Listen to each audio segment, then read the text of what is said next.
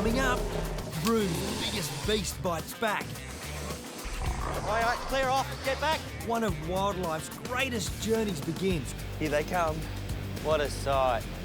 And if at first you don't succeed, All right.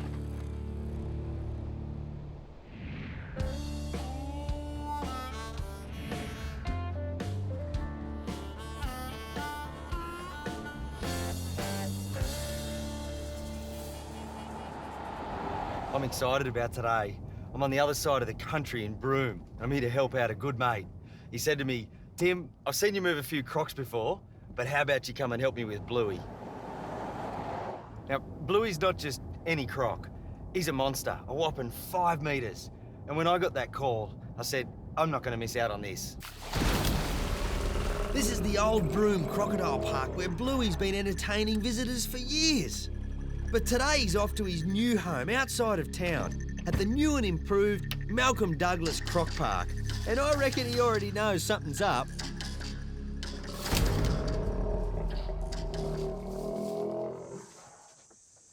Good morning, mate. Hey, Tim, how you going, mate? I'm good. That's good. How are you? Good. Yeah, well. Big day? Yep, big day planned. Where is he? Just up the way there. I've got a couple of boys just keeping an eye on him at the moment. Yep. We've got a few more blokes pulling up, so... let's go. Yep. The park has gradually been moving its 80 saltwater crocodiles from the original site to the new, larger location. And today is the turn of the infamous Bluey. Bluey, he has a bit of a story. He was captured from the wild. He was eating horses on a cattle station. So, problem croc. And he's been here for about 15 years. And he's very loved. He's a real character. But he's 5 metres, 500 kilos, maybe more.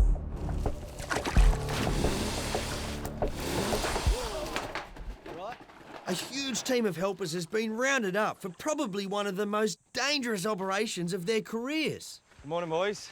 Morning. Morning, how you going? OK, fellas. Now, obviously, Bluey's a big animal, so hence the reason we need so much manpower. Essentially, what's going to happen, Chris and myself will go in, we'll get a top jaw rope on, and then Tim will get involved, and we'll get another couple of top jaw ropes on, and we'll try and get those jaws contained. Bottom line is, if we call it, just step away. Give yourself plenty of space from the animal, because if he starts to roll and thrash, it'll probably be a trip to the hospital. All right, let's go get him. This is a big move. We've got a big croc, very dangerous, especially for us, but also for the croc. It needs to happen smooth. It's high alert, and we need to be careful at every stage. All right, so everyone's ready? Yep. All right. All right, guys, pay attention. Dave, Chris and I go into Bluey's yard, and he's nowhere to be seen.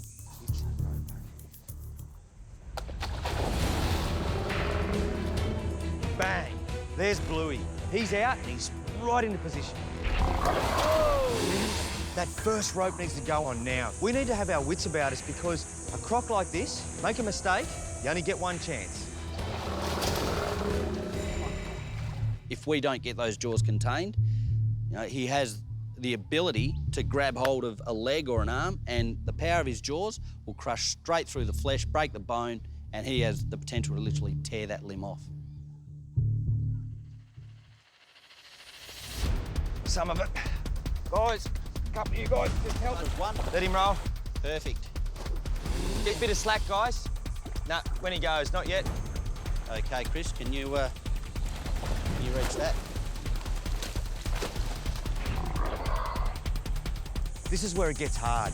Bluey's got the first rope on and he's thrashing about. Let him roll. A bit of slack. Stretch that rope out, keep the two ropes together, pull them together as one. All we can do is try and hold on, but he's way too strong for us. He's going to do what he wants to do. Hold up, boys, not too much on him. This is an epic struggle. Bluey obviously isn't happy with that rope on him, and the situation has now got a whole lot worse. Keep the pressure. Jeez. Bluey has the ropes on and he's doing big death rolls. And he hits the fence, bites it, and rolls into it. He's that powerful. This is a problem because if he can't get himself unstuck, I don't know what we do. In the struggle to free himself, Bluey's using up way too much energy. Big crocs like this can build up lactic acid. that can kill them. That happens because they struggle and they stress out. Do you want us to give him a bit of slack for a sec?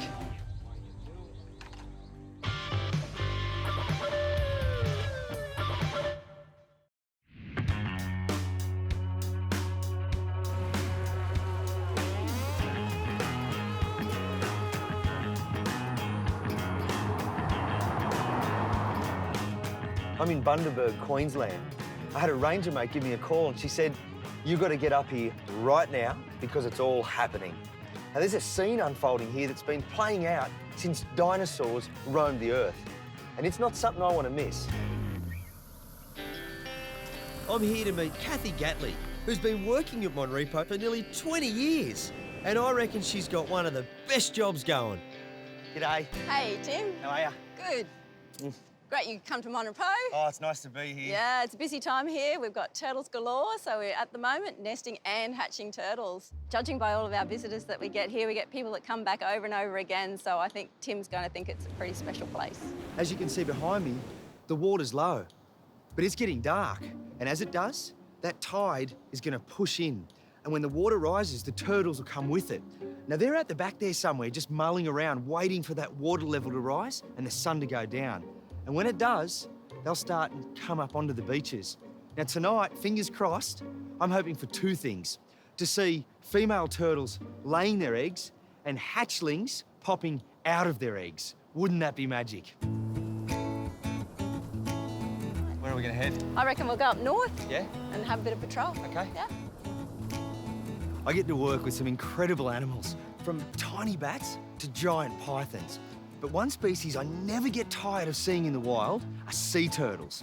And not just seeing them in the wild, but specifically egg laying and hatching. Now, I've tried to see it a few times and missed. This was an opportunity that was too good to pass up. It's a very good incubating beach. We get really good hatchling success. And most of the turtles come up into that first grassed area to lay their eggs. Oh, do they? So they're not going up over the top? No, loggerheads usually stay on there. this bottom, yeah. It doesn't take long to find the first signs of what's going to happen when the sun goes down.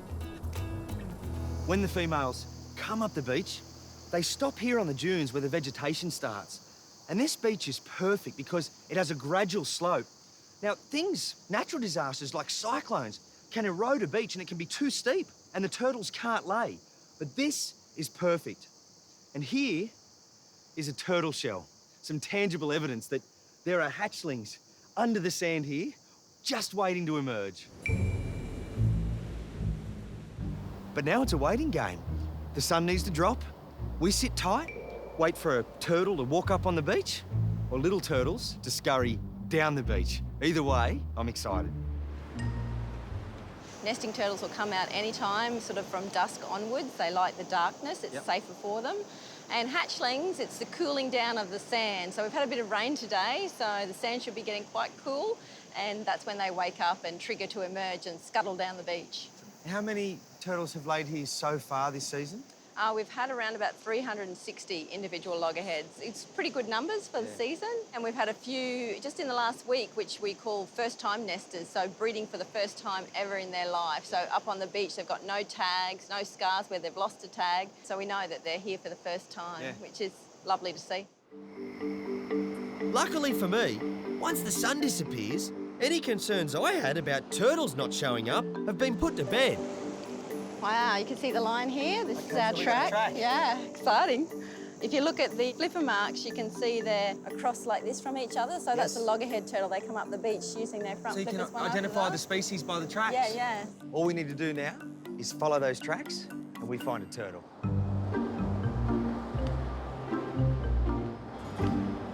Hey, look at this. Look to the left. Look at that. That's a loggerhead? That is a loggerhead turtle.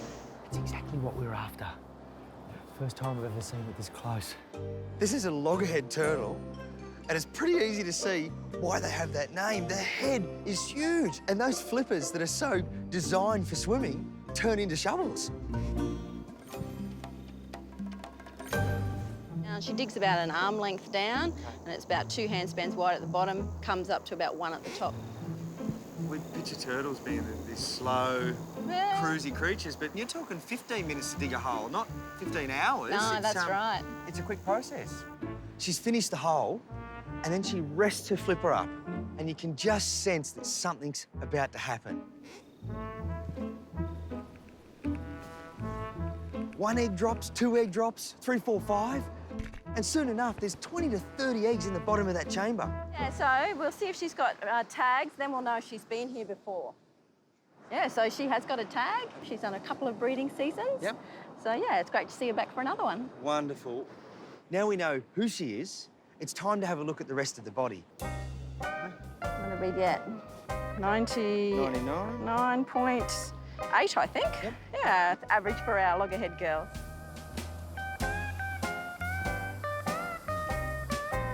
So you can see all this sand she's dug out. So she's going to fill in over her nest, so it's nice and safe. She's laid her eggs, the job's done, and now she's making her way back to the ocean, and pretty quick too. Just up the beach, we come across another expectant mother who's already started the laying process. So this is turtle number 2. Yeah. And what's happening there? So this is one of our visitor groups, come to view the turtle and learn about what turtles do. Yep, ecotourism at its best. Definitely, yeah. And all the kids are our future ambassadors. Yeah, they certainly take the messages home.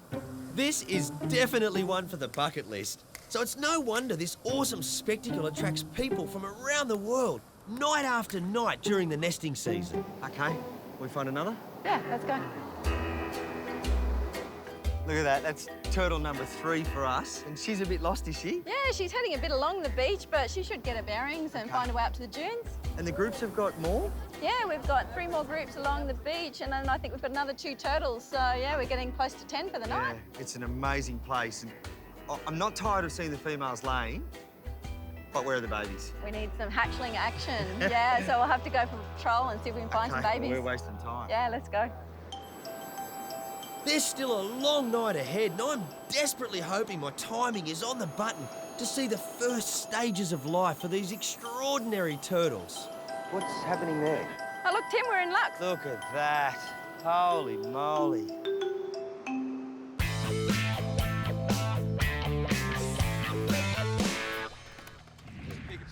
Yep. Do you want us to give him a bit of slack for a sec? Just a little bit, yeah. Little bit of slack on. This is the old Broome Crocodile Park where Bluey's been entertaining visitors for years. But today he's off to his new home outside of town at the new and improved Malcolm Douglas Croc Park. We're running out of time.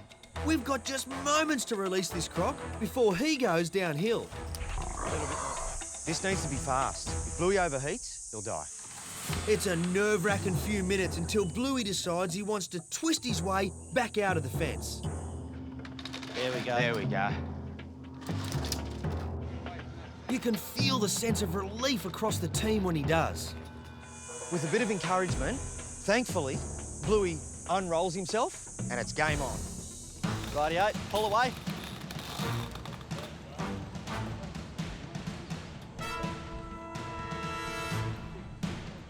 I want to try and keep him off the fence, so give him a little bit of slack. A little bit more, a little bit more. Hold on, just hold your ground. Now it's all hands on deck. Keep that pressure on Bluey. There's a few of us working in and around him. If the guys don't keep the pressure on, he's going to whack one of us. Okay, Pete, you got your cable ties? Perfect. Pop it over. Finally, Bluey's subdued. Blindfolding him immediately calms this monster croc and gives us time to get on some cable ties and tape. Once his jaws are restrained, then we take a little breath because he can't bite anymore. Happy? Snap it off, mate. Perfect. Now we've got the jaws secured. The main thing we've got to watch out for is when Bluey rolls or thrashes that tail about. He can break your leg, pop your knee, really easy. Yeah. Put a couple of you on the tail. Yep. A couple grab the legs. You have to give us a hand here on this one, mate. You got that Do you want to give me... Let's work on that one first. Fair enough. Bluey won't stay quiet for long, so we need to keep moving. This is a real race against time. Crocodiles expend energy and they need a little bit of time to reboot. So by moving him quickly, we're hoping to avoid that point where he's able to build up fresh energy and become a problem during the release. Ready? 1, 2, go. Pull. That's it. Perfect. Turn him a bit. That went well. He bowled himself up in the fence for a minute, but he came right back out. Good capture. Okay, stop. Perfect. Now we need to move quick and get him to his new home before that lactic acid builds up, because that can really hurt him. That went well, Dave. Yeah, so far so good. Okay, fellas. Now this is the bit that's really going to test your mettle. Like I said, he's a very heavy animal, so lift safely, bend at the knees. This is going to take all of our strength. Half a ton of croc is no laughing matter. 1, 2, 3. We're a bit light up here. We've got 7 blokes aside. We've all braced ourselves ready and we've all lifted. And even though we're all prepared and ready for the lift, it's still caught everyone by surprise. Shuffle, shuffle, that's it. Okay, and down. Glad we had a few extra people. The road trip to Bluey's new home is only 15 kilometres, but every minute he stays restrained is critical. I'm sure he's stressing out. He's probably wondering what's going on. It's been a long time since he's had ropes on him and been captured. And our whole operation, of course, is to minimise that stress to him. Got a mattress for under his chest, just to stop the vibration. Now the crane lifts Bluey onto the truck and we put some wet blankets on him and a shade structure, because we've got a 15-minute journey to Bluey's new home. We need to move fast.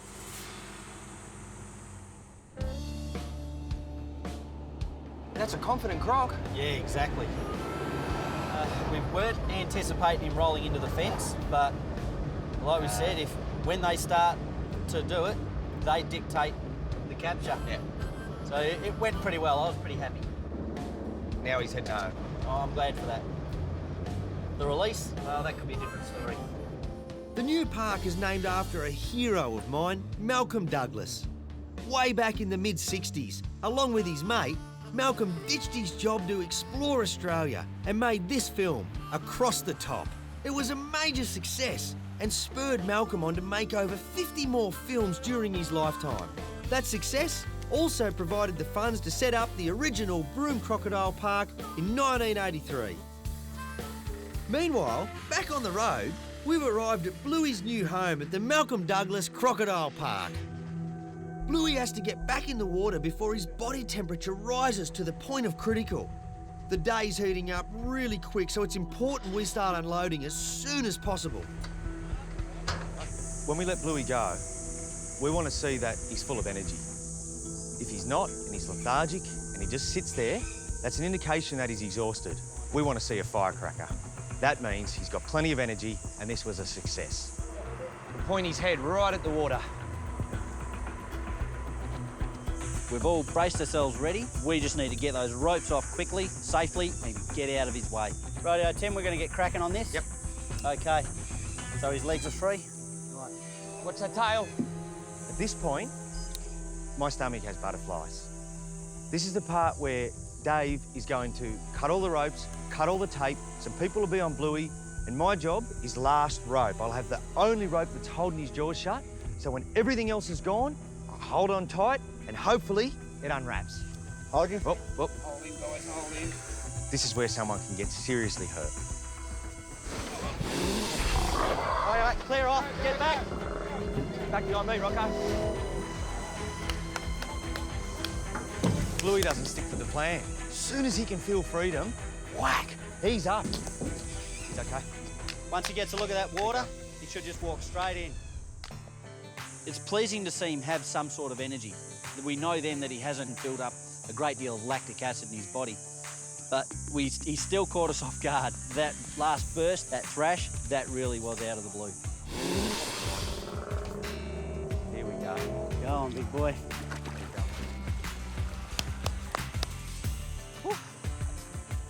It's a real thrill, a real buzz to finally move him. He is a great crocodile, very dynamic. He's great on tour, and it'll be good to see him back on tour and, of course, pleasing the crowd. Well, he's happy, mate. Yeah, no, that went pretty well. I'm happy with that too. He was cheeky. Oh, yeah.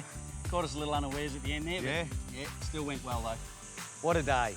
A 5-metre saltwater crocodile, captured and successfully removed. That's a good day in my book.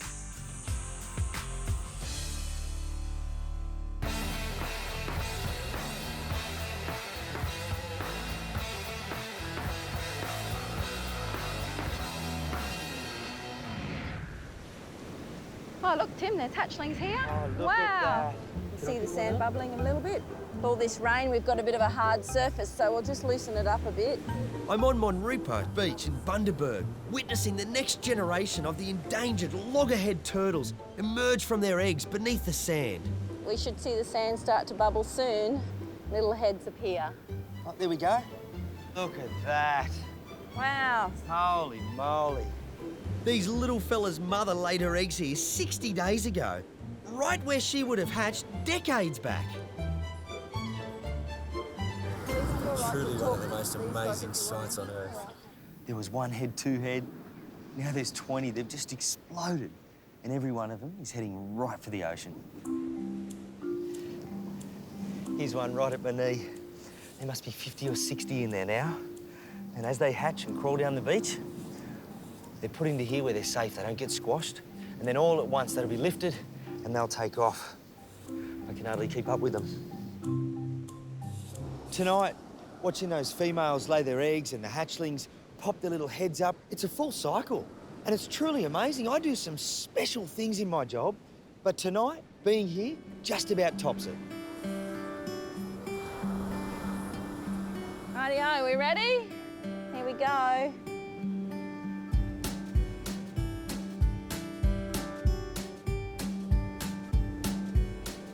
Here they come. A whole lot are just about to hit me. What a sight. Next How they light's bright. tickle. They do tickle. They're everywhere. There's so many of them, and they want out. They want in the ocean. They're almost at the water. Just about there. Look Here at we this. go. Coming. Wow, that was brilliant. Hey? These tiny babies face one of nature's toughest battles for survival. Less than 1 in 1,000 of these little hatchlings will make it to be an adult. They're off. Hopefully some of the females in this clutch make it to maturity and then return to Monripo, maybe in 20 or 30 years, just like their mother did, to lay their own eggs and start the cycle all over again. I have never quite seen anything like that. I think it needs to be said, 50% of the world's loggerhead population breeds here, and that's because of the work you guys are doing. I mean, you've been here 20 years, so you're a big part of that, and good on you. Ah, thanks, Tim.